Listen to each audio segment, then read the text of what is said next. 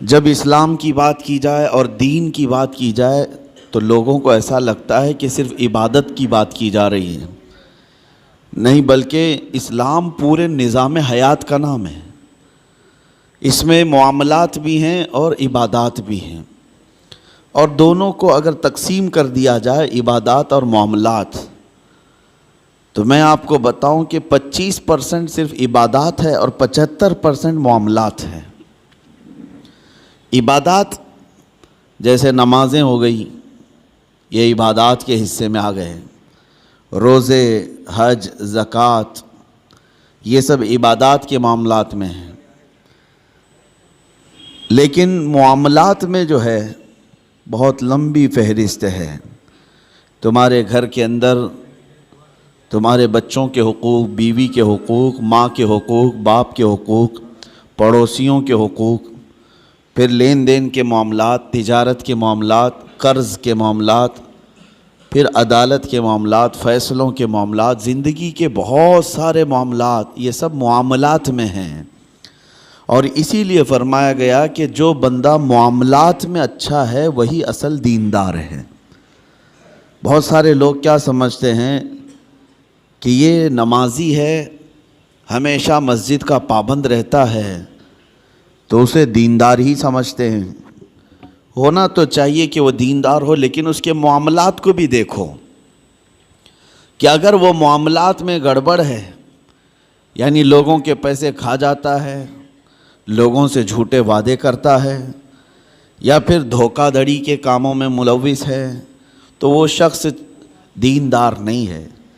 عبادات میں تو وہ پکا نظر آتا ہے، لیکن معاملات میں کچا ہے تو اسے دیندار نہیں کہا جاتا۔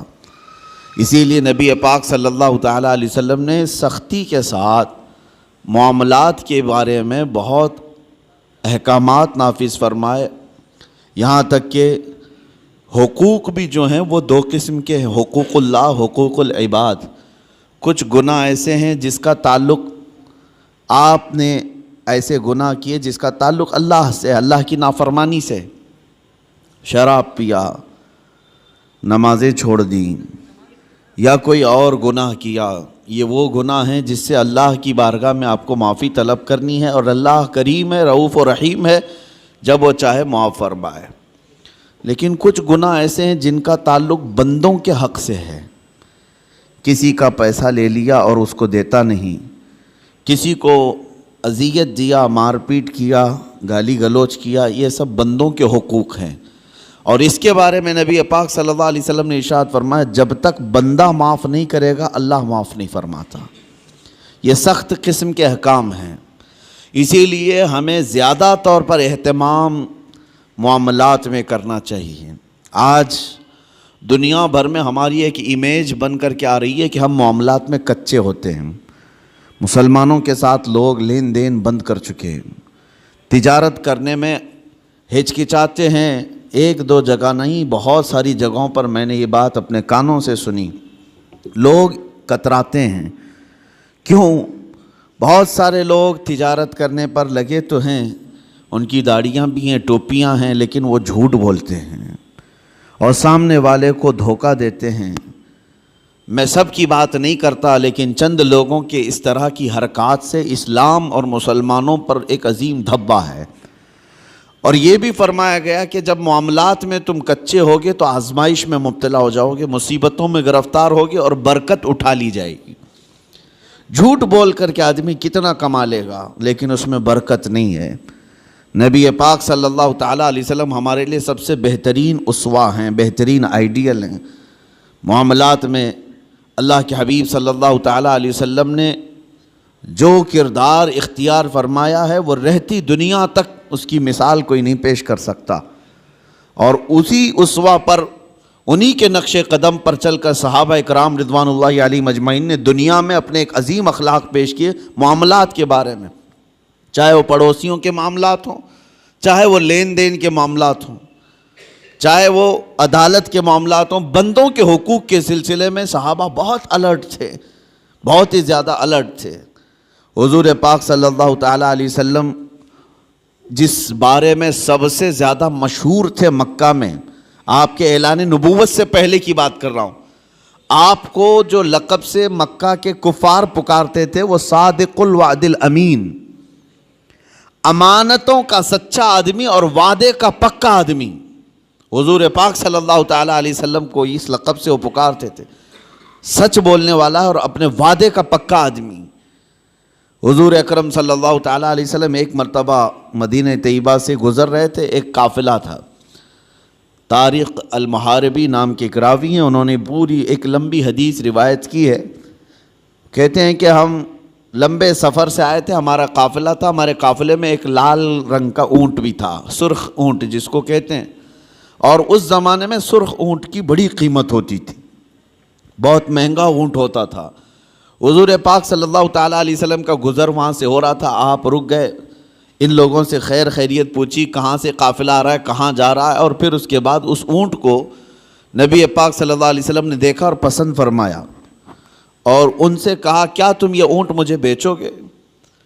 اس قافلے والوں نے کہا ہم بیچیں گے۔ قیمت کتنی ہے؟ ان لوگوں نے بتایا اتنی کھجوریں، یعنی ہم باغیچے کی اتنی کھجوریں لیں گے۔ انہوں نے ایک قیمت بتائی، حضور پاک صلی اللہ تعالیٰ علیہ وسلم اس پر راضی ہوئے، کہا کہ ٹھیک ہے اتنی کھجوروں پر میں راضی ہوں، اونٹ میرے ہاتھ دے دو۔ ان لوگوں کا جو قافلے کا امیر تھا اس نے اونٹ اٹھایا اور حضور کے ہاتھ دے دیا۔ اس وقت رسول پاک صلی اللہ علیہ وسلم کے پاس نہ کھجوریں تھیں نہ کوئی سامان تھا، لیکن حضور اونٹ کی رسی اپنے ہاتھ میں لیے اور مدینے کی طرف چل پڑے، قیمت تو ادا نہیں ہے۔ ان لوگوں میں سے کسی نے پوچھا بھی نہیں، حضور صلی اللہ تعالیٰ علیہ وسلم اونٹ کی رسی پکڑ کر مدینے کی طرف چل پڑے، جبکہ یہ سرخ اونٹ بڑا قیمتی ہوتا تھا، انہیں احساس بھی نہیں تھا، اندازہ بھی نہیں تھا قیمت لینے کا۔ جب حضور آنکھوں سے اوجھل ہو گئے تو قافلے میں بات چیت شروع ہو گئی، کیا قیمت مل گئی؟ تو انہوں نے کہا نہیں، قیمت تو انہوں نے دیا نہیں ہے، طے تو ہوئی ہے اتنے کھجوروں کی قیمت ہے اس اونٹ کے بدلے، لیکن انہوں نے دیا تو نہیں۔ سب ایک دوسرے کو کوسنے لگ گئے کہ ایک انجان آدمی کے ہاتھ میں اونٹ کیسے دے دیا، ہم انہیں جانتے نہیں پہچانتے نہیں، ان کے ہاتھ میں ایک سرخ اونٹ کیسے دے دیا؟ وہ تو آنکھوں سے اوجھل ہو گئے، اب انہیں ڈھونڈے گا کون؟ یہ باتیں بڑھتی گئی، امیر قافلہ کو لوگ کوستے رہے کہ تو نے ایک بڑا نقصان کیا ہے۔ قافلے میں ایک خاتون تھی، ایک عورت تھی، اس عورت نے ہنگامے کو ٹھنڈا کیا اور کہا قریب آ کر لوگوں جھگڑو مت، اس لیے کہ میں نے اس چہرے کو دیکھا، وہ جھوٹا چہرہ نہیں ہو سکتا،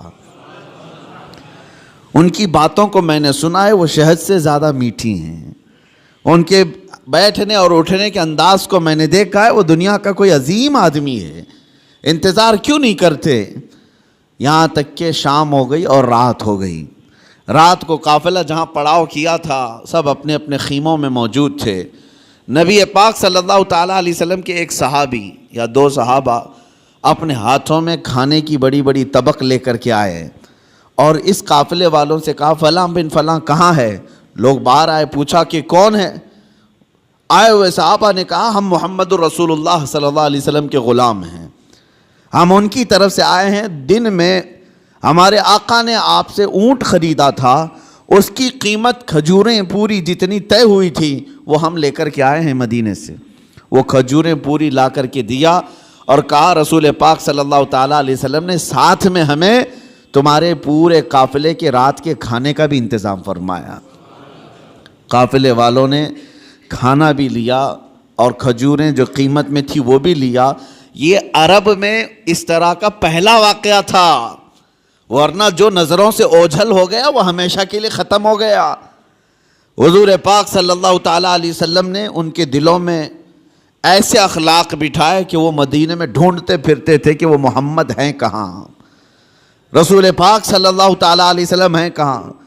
پھر وہ دائرہ اسلام میں بھی آئے کئی لوگ، یہی وہ لین دین کے معاملات تھے جس میں میرے آقا صلی اللہ تعالیٰ علیہ وسلم تجارت کو پوری دنیا کے سامنے بتا کر ایسے اصول بتائے، سود سے پاک کیا جو قافلے کی ایک بڑی لعنت تھی، بلکہ معاشرے کی ایک بڑی لعنت تھی۔ حضور پاک صلی اللہ علیہ وسلم نے فرمایا سود کو میں نے اپنے پیروں سے روند دیا، ختم فرما دیا۔ سود میں ہوتا کیا ہے آپ کو پتہ ہے، جس کو آپ بیاج کہیں، بڈی کہیں، یا جو بھی نام دے دیں، لیکن بڑھا کر کے لینا، کسی کو قرض دینا اور اس سے بدلے میں بڑھا کر کے لینا۔ 100 روپیہ قرض دیا، 110 روپے لیا، 120 روپے لیا، بلکہ 101 روپے بھی لیا، تو یہ سود ہو گیا۔ جس کو قرض دیا اور بدلے میں بڑھا کر کے لیا، صرف پیسے میں نہیں، کسی بھی چیز میں وہ بڑھا کر کے لینا، یہ سود کہلاتا ہے، اور یہ اسلام میں بہت عظیم گناہ اس کو بیان کیا گیا۔ کیوں؟ وجہ کیا ہے؟ اس میں بندوں کا حق مارا جاتا ہے۔ ایک بندہ قرض میں ڈوبتا چلا جاتا ہے اور دوسرا امیر ہوتا چلا جاتا ہے۔ یہ نظام آج دنیا کے یہودیوں نے قائم رکھا ہے، پوری دنیا کو کریڈٹ پر چلاتے ہیں۔ زبردستی تمہیں کریڈٹ کارڈ پکڑائیں گے، کیوں؟ سود بھرتے رہو، تم اپنے حلال کمائی کی قیمت، اپنے پسینے کی قیمت ان کو سود میں چکاتے رہو، بھرتے رہو۔ لوگوں کو احساس بھی نہیں ہوتا، یہ دنیا اس عظیم لعنت میں تمہیں لے کر کے جا رہی ہے۔ میرے آقا صلی اللہ تعالیٰ علیہ وسلم نے ارشاد فرمایا، جس نے سود کا ایک لقمہ کھایا اس کا گناہ اتنا بڑا ہے کہ جیسے کہ اس نے خانہ کعبہ کے سامنے اپنی ماں سے زنا کیا، اتنا بڑا اس کا گناہ ہے۔ بلکہ ایک حدیث میں 73 درجے گناہ کے ہیں، سود کھانے والے کے گناہ 73 درجے کے ہیں، 73۔ اس میں سے پہلا درجہ یہ ہے کہ وہ ماں کے ساتھ بدکاری کیا ہو۔ عزیزان گرامی وقار، اس کو اتنا سخت کیوں بیان کیا گیا؟ بندوں کے حقوق مارے نہ جائیں، بندوں کے حق تلف نہ ہوں۔ امانت کے ساتھ جو معاملات ہوتے تھے، آپ دیکھیں وہی چیز آج ہمارے معاشرے سے ختم ہونے لگ گئی ہے۔ آج تمہیں لون لینے کی ضرورت کیوں پیش آنے لگی؟ آج قرض جہاں پر بھی جائیں گے تمہیں بیاج کے ساتھ لینے کی ضرورت کیوں پیش آ رہی؟ اس کی وجہ یہی ہے کہ آپس میں اعتماد اور بھروسہ ختم ہو گیا۔ قرض حسن کون دینے والا ہے آج ایک مسلمان اٹھے اور دوسرے کے پاس جائے اور کہے کہ مجھے 5 لاکھ کی ضرورت ہے، اللہ ماشاء اللہ، کون ہوگا؟ قریب سے قریب ترین دوست بھی منہ پھیر لیتا ہے۔ اس کی وجہ صرف ایک طرفہ نہیں ہے، 2 طرفہ ہے۔ قرض لینے والا اور قرض دینے والا دونوں کے درمیان اعتماد کا رشتہ نہیں ہے۔ کچھ لوگ قرض لیتے ہیں لیکن وہ دینا نہیں چاہتے، یہ بھی بندوں کے حقوق کی پامالی ہے۔ ان کو کیوں دیا جائے قرض؟ لوگ ڈرتے اسی لیے کہ 5 لاکھ دوں کہ 1 لاکھ دوں، یہ تو دینے کا نام ہی نہیں لیتا۔ اور کچھ لوگوں کی لت پڑ جاتی عادت، اس سے بھی مانگا اس سے بھی مانگا اور قرض میں ڈوبتے چلے گئے، وہ ایسے بھکاری بن جاتے ہیں کہ ان کے لیے دروازے بند ہو جاتے ہیں۔ حدیث پاک سنو، رسول کریم صلی اللہ علیہ وسلم ارشاد فرماتے ہیں، جس نے قرض لیتے وقت یہ سوچا کہ دیکھا جائے گا ادا کرنے کی اس کی نیت نہیں تھی، حضور صلی اللہ تعالیٰ علیہ وسلم فرماتے ہیں اس پر اللہ تعالیٰ زمین کو اور تنگ کر دیتا ہے، اس کے لیے دروازے تنگ ہو جاتے ہیں۔ اور فرماتے ہیں کہ جس نے قرض لیا اور دینے کی نیت تھی اور یہ سوچا کہ میری ناک زمین پر رگڑ جائے لیکن میں اس کا حق دوں گا، حضور فرماتے ہیں اللہ اس کے لیے روز دروازہ کھولتا ہے، اس کے لیے اسباب پیدا کرتا ہے۔ یہاں لینے والے کی دل میں خیال ہی نہیں رہ گیا کہ سامنے والے سے میں نے رقم لیا ہے، بے چینی شروع ہو جانی چاہیے، ہمیں بے قراری شروع ہو جانی چاہیے۔ کسی کا قرض لیا ہے تو نیند اڑ جائے کہ نہیں میرے بھائی کا قرض ہے مجھے واپس دینا ہے۔ لیکن یہاں معاملات ایسے نہیں رہ گئے، جس کی وجہ سے آج دنیا نے تمہیں سود کا عادی بنا دیا۔ اب کون دیتا ہے قرض حسن؟ قرض حسن کا مطلب کیا ہے؟ 1 لاکھ روپے میں آپ کو دیا اور بدلے میں آپ نے بھی 1 ہی لاکھ روپے لوٹایا، یہ قرض حسن اچھا قرض ہے۔ پہلے یہ ہوا کرتا تھا آپس میں مومنوں کے درمیان قرض، لیکن جب لوگوں کے معاملات خراب ہو گئے تو کون دینا چاہتا ہے اور لینے والا بھی آج کل لوٹانا نہیں چاہتا، تو یہ معاملات ختم ہونے لگ گئے۔ اور اس کی وجہ کیا بنی؟ جب اعتماد کا رشتہ ٹوٹ گیا تو تم سود کے کاروبار میں پڑ گئے، اب تمہارے پاس کوئی راستہ نہیں رہ گیا، جاؤ بینکوں سے لون لو یا غیر مسلموں سے بھاری سود میں قرض اٹھاؤ اور اپنے کام کرتے رہو۔ یہ سب کی نوبت صرف اسی وجہ سے آئی کہ آپس کے رشتے خراب ہیں، یہ معاملات خراب ہیں، ایک دوسرے کے ساتھ محبت کا رشتہ نہیں ہے۔ عزیزان گرامی وقار، یہ کام صرف ہم نے اپنے ہاتھوں تباہ کیا ہے، اپنے ہاتھوں برباد کیا ہے۔ آپ کو اندازہ ہو، ایک صحابی حضور صلی اللہ تعالیٰ علیہ وسلم کے پیچھے نماز پڑھتے تھے، اور صبح فجر کی نماز میں بہت جلدی بھاگ کر چلے جاتے تھے، سلام پھیرتے ہی نکل جاتے۔ ایک دن ان کو صحابہ اکرام نے روک لیا کہ آپ حضور کے پیچھے نماز پڑھتے ہیں اور رکتے نہیں ہیں۔ اللہ کے رسول صلی اللہ تعالیٰ علیہ وسلم سے ان کی شکایت بھی کی۔ حضور صلی اللہ علیہ وسلم نے ان سے پوچھا، کیا بات ہے فجر کی نماز میں اتنی جلدی بھاگ جاتے ہو؟ اس صحابی نے جواب میں کیا عرض کیا، کہا یا رسول اللہ صلی اللہ علیہ وسلم، میرا گھر اور ایک یہودی کا گھر دونوں متصل ہے، لگے ہوئے ہیں، اور اس یہودی کے گھر کے آنگن میں ایک کھجور کا درخت ہے جس کی شاخیں میرے گھر کے آنگن میں بھی آتی ہیں، اور صبح صبح پکی کھجوریں میرے آنگن میں گر جاتی ہیں۔ میں اس لیے بھاگ کر جاتا ہوں کہیں میرے بچے جلدی اٹھ کر کے وہ کوئی کھجور کھا نہ لیں۔ میں وہ کھجوریں جمع کرتا ہوں اور اپنے پڑوسی کو اس کی امانت لوٹا دیتا ہوں۔